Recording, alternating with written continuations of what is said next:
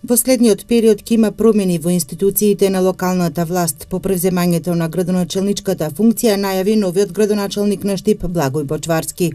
Кога ќе го очекуваме новиот тим на градоначалникот Бочварски? Па многу на директори на јавни предпријатија, да ја видиме најпрво систематизацијата овде во општината, во јавните предпријатија, да видиме како е тоа законски предвидено и веднаш потоа ќе носиме одлуки. Нема потреба од брзање дека тоа мора да се случи денеска или утре.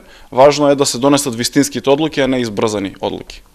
Во иста насока и новиот градоначелник на општина Виница вели дека прво што ќе направи е согледување на состојбите во јавните предпријатија. Ќе ја видиме состојбата, каква е состојбата со јавното комунално предпријатие, ќе видиме цената на водата и ќе утврдиме колку ќе биде висината на цената заедно со регулаторната комисија. Вчера новиот градоначелник на Кочани Николчо Илиев, откако седна во градоначелничката фотелја, објави дека општина Кочани е неликвидна општина.